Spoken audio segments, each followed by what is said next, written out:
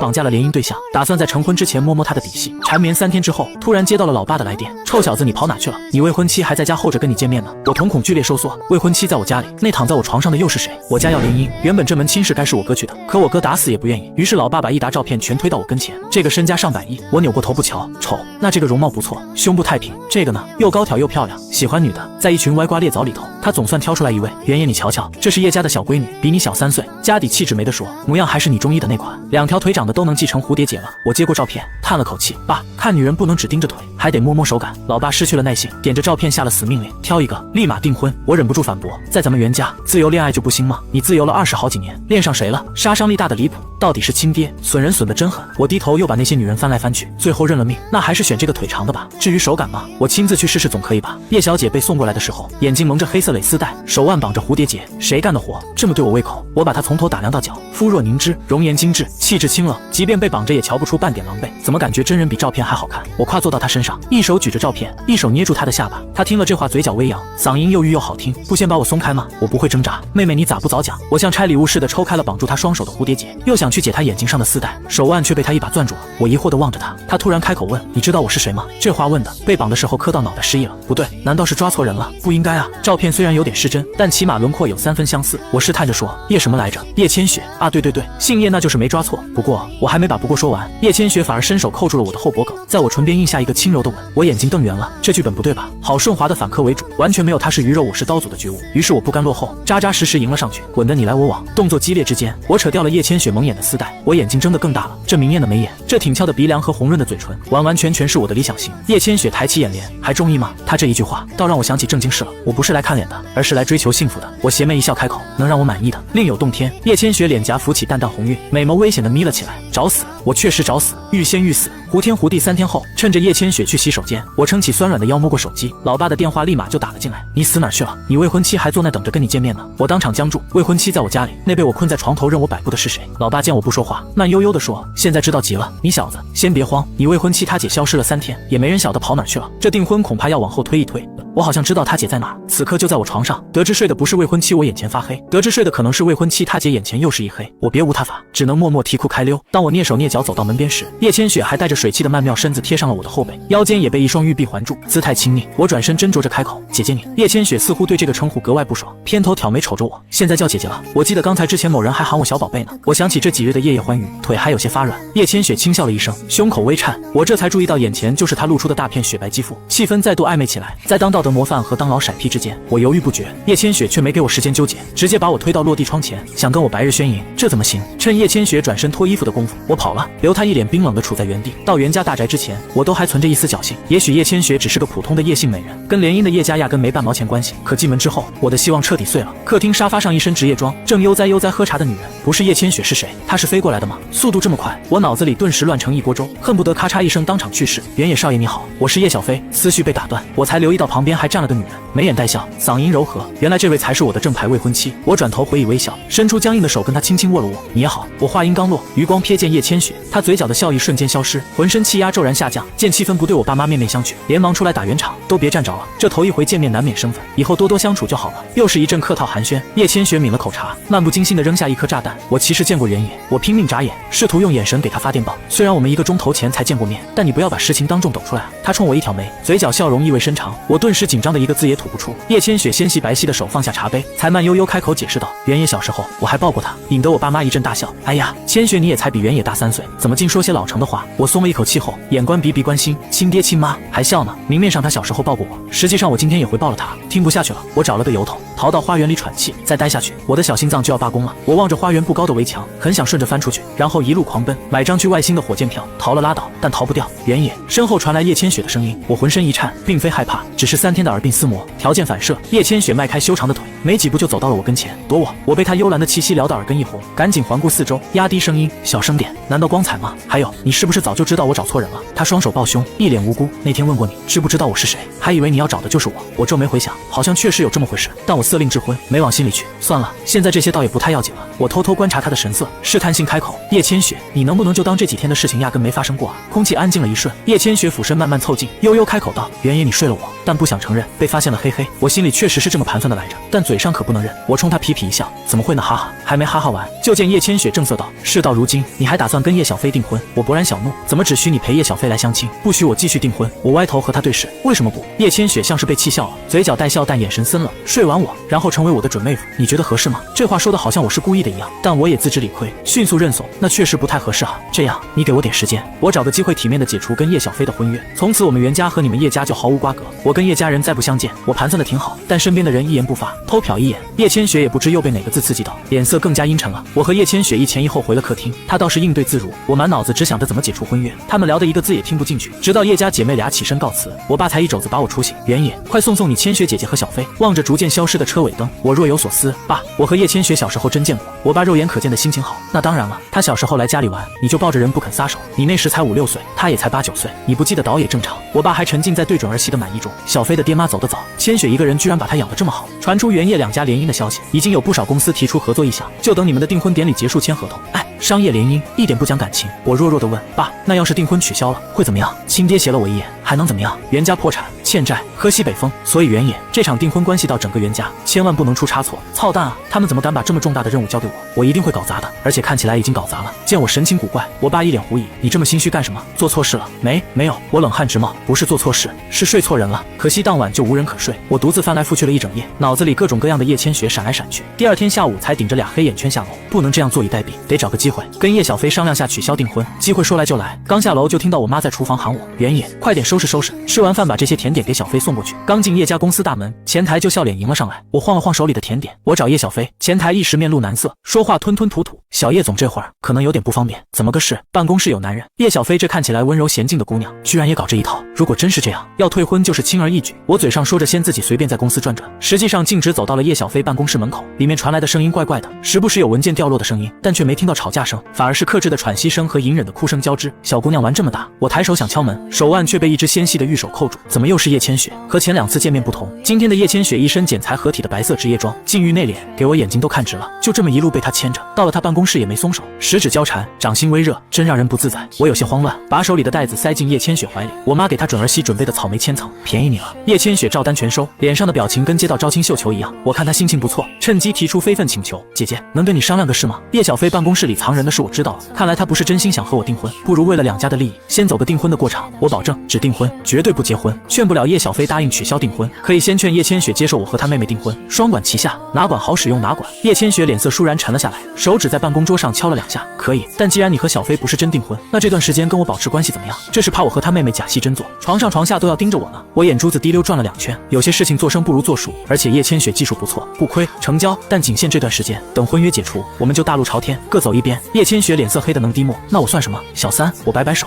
排名没那么靠前，只是几夜情对象，并没有小三关系那么稳定啊，大约是嘴上占不到便宜。叶千雪开始用行动压制，她贴上来的时候，我惊呼了一声，叶千雪带着惩罚意味的吻就铺天盖地落下来，躲避不及。我无奈道：你们老叶家一脉相承的喜欢办公室激情啊。叶千雪不语，只是一味的吻得更深更凶了。离开时我是扶着腰走的，言辞拒绝叶千雪送我回家的提议，鬼鬼祟祟的走了，腰酸腿软的出了公司。我站着松了一口气，可气还没喘匀，前面那个人怎么看起来像我哥？我晃晃脑袋，大概是被叶千雪气懵了，眼睛都花了。回到家，我妈问送过去的甜点那边喜不喜欢，我眼神飘忽，不敢和她对视，应该喜欢吧。反正叶千雪含着草莓吻我的时候，看起来心情挺不错。刚消停了2天，我爸让去试订婚礼服，我胡乱点头答应，又想到了什么，我那准未婚妻不去吧？我真的只想自己偷偷试一下。结果到场不仅有叶小飞，还有叶千雪，跟2尊门神似的站着，我只能硬着头皮走了进去。试衣间内，店员一边整理我的礼服，一边感叹：袁先生你好有实力，试衣服还带2个极品美女。我低头沉默，爱妹子，你不懂哥的苦衷啊。我一脑门官司，连身后多了个人都不知道。在镜子前转身欣赏自己的帅态时，才发现叶千雪，她正斜倚着门，姿态慵懒，这套西装不衬你的身材。看到叶千雪脸上玩味的神情，我头皮发麻，走到她身边压低声音：你怎么进来的？叶千雪熟练地摸着我的胸口，我说是你未婚妻，他们就放我进来了。另外，也许我比你更了解你的身材。无法反驳。想起前几次的种种纠缠，我更是老脸一红，连带着周围的空气也升温。店员的眼睛在我们之间一阵打量，露出了然的神情：袁先生和这位女士请放心，我见多识广，知道分寸。他放下手中的衣服，一边跟我比手势，一边忙不迭跑了。又只剩下我和叶千雪。我眼珠一转，顺势把手臂搭上她的肩，故作亲密：你把把他赶走了，谁帮我试西装？叶千雪眼神深邃，耳根也慢慢染上薄红。聊完后，我满意的后退2步，不是的话，我就先走了。大约是看出我找借口要溜，叶千雪纤细如玉的手拂过众多西装，从中挑出一件月白色的衬衫，很乐意效劳。叶千雪效劳得很到位，下次可以别这么到位。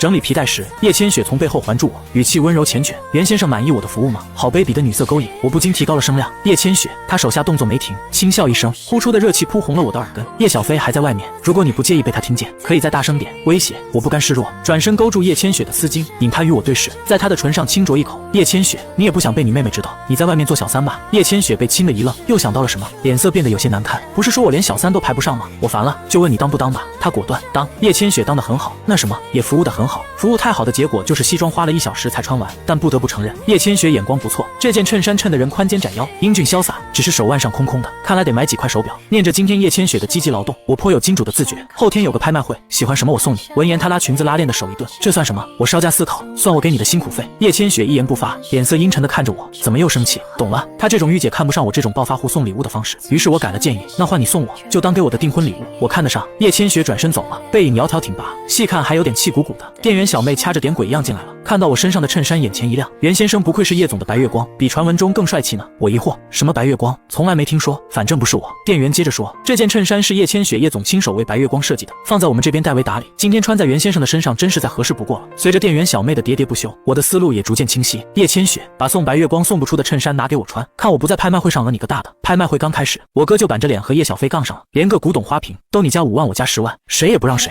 我疑惑不解，只能把拍品图册翻得刷刷响，试图缓解这诡异的气氛，也试图安抚两人，但无果。我无奈向叶千雪投去求救的眼神，她只回了我一个安心的眼神，随即轻轻晃了晃手中的图册，指着一枚蓝宝石耳坠，用唇语表示我喜欢这个。看清起拍价格，我微笑着打开手机朝她发送了10个白眼，但既然说了要犒劳她的辛苦，送不起蓝宝石也该送点别的。于是我转手又点开叶千雪的朋友圈，想看看她的喜好。等真了解到叶千雪的喜好，又让人高兴不起来了。一张模糊的背影照，男孩短发白衬衫，夹在商务气息浓厚的朋友圈中，显得十分扎眼。教科书般标准的白月光，细看还有几分像我。好你个叶千雪，不仅有白月光，还拿我当替身，伤人心真有一套。拍卖会恰好到中场休息，我揣着一肚子火就出去了，在露台吹了吹风，消了点气，才慢悠悠往回走。不远处却传来几句争吵，声音还有点耳熟，正打算探头望去，手臂间突然伸出一只手，顺势挽住了我，随即纤长的食指轻触我的双唇，示意我别出声。看不清来人的脸，但冷冽的香水味直往我鼻子里钻，这熟悉的气味，一闻就知道是叶千雪。我压低声音，又来找我偷情了。叶千雪眼神晦暗，伸手使劲掐了我一把，又连忙捂住我的嘴，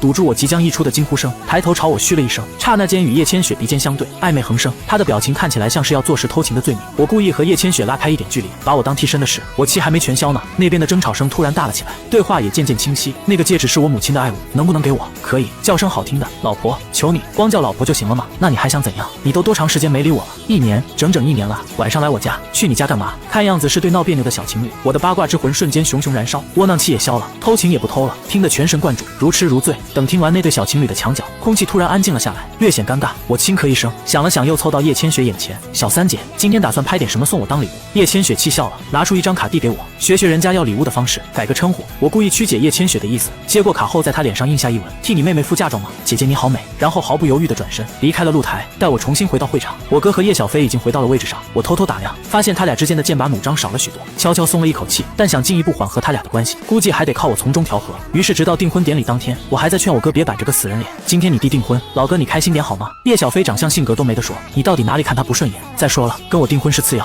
主要他是袁家的财神爷。我哥一脸阴沉，不为所动，劝不动我也躺平了，拍拍他的肩膀，这次就算了，下次轮到你娶，记得高兴点。要不是他不肯联姻，我至于跟叶小飞订婚吗？我转身走了，留我哥站在原地，脸色愈发难看。走到半路，我又被拦住了。我把叶千雪拉进没人的房间，低声说道：“我俩不是什么正当关系，你别在公众场合离我太近。”未开灯的房间里，叶千雪的表情捉摸不定，我只能摸黑在她脸上亲吻一下，作为安抚。你站在这里不要走动，我订个婚就回来。叶千雪半晌才有回应，声音闷闷的：“你去吧。”叶千雪嘴上答应着，环在我腰间的手臂却渐渐收紧，又将头深深埋在我的颈窝里，湿热的气息扑得我酥酥麻麻。这种挽留姿态让人无法抵抗，更何况女色当前，我的手好像有自己的想法，从抵抗变成了感受，还不自觉地捏了捏软肉，手感一如既往的妙。叶千雪反而开始催促我：“原野，订婚宴快开始了。”话这么说着，她的姿势却不见松动，手更是箍得死紧。我只能顺着她的小蛮腰一路摸下去。不急，先在你这里吃点开胃菜，气氛都渲染到这儿了，再不做点什么也实在不礼貌。于是叶千雪借着拥抱的姿势，扯了我的领带，蒙住我的双眼。原野，那天你就是这样把我捆走。今天也该还我一次，这次情债还得格外久。等我的思绪回笼，已经完美错过了自己的订婚典礼。赶去前厅的路上，我已经做好了 sorry 全场的心理准备。踏进大门，却只看到宾客觥筹交错，井然有序。这看着也不像订婚宴缺了男主角的样子。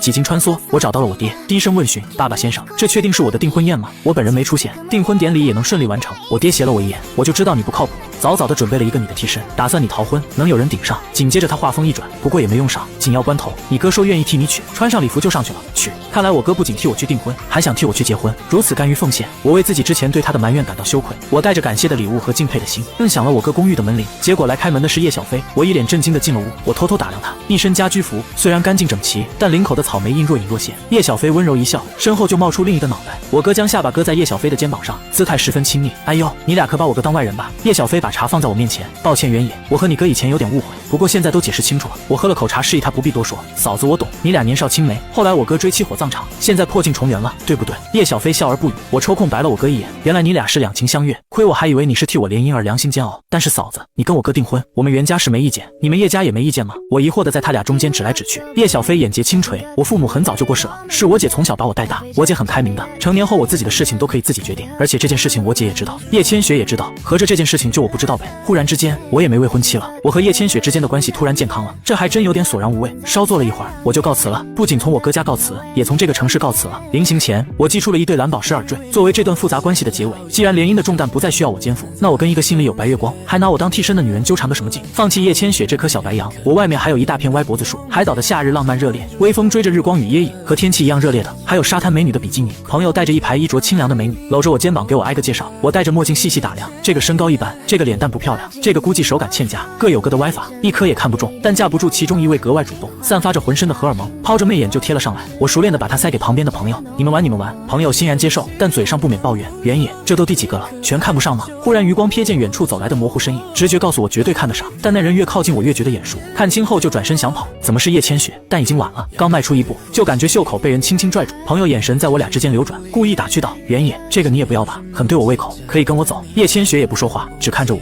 表情好像多委屈似的。我把人快速拽走，不好意思，这个是我的人，不能让。来到一边没人的地方，叶千雪眼眸含笑的看向我，我什么时候成了你的人？我目光闪躲，不是，没有，你听错了。叶千雪讶然，可是你送的告白礼物我都收了。她指了指挂在耳朵上的那对蓝宝石耳坠，那是给我小三姐的告别礼物。告别吗？当然是不联系了。我转身想走，我意兴阑珊的看着远处，怎么不去找你的白月光？叶千雪疑惑的看我，什么白月光？就你朋友圈那个。提起这件事，被当作替身的愤怒又席卷而来。叶千雪听完先是惊讶，然后勾唇一笑：原野，你连自己的背影也认不出吗？我张嘴愣了好一会儿，那特么是我吗？那你怎么不早说？叶千雪的表情中有一丝扭捏感。我大你3岁，怕你介意。我捏着下巴严肃思考了一下，然后挑起叶千雪的下巴，亲我。叶千雪不解，但还是照做，在我唇上轻轻落下了一个吻。我翻了个大大的白眼，把她摁头亲了个爽。松开叶千雪后，我目光灼灼，我介意你个大头鬼啊！女大三抱金砖，没听说过吗？你已经浪费了这么多时间，还不抓紧做点什么吗？此时此刻，比海岛阳光更热烈的是他眼中的情愫。全文完，感谢观看。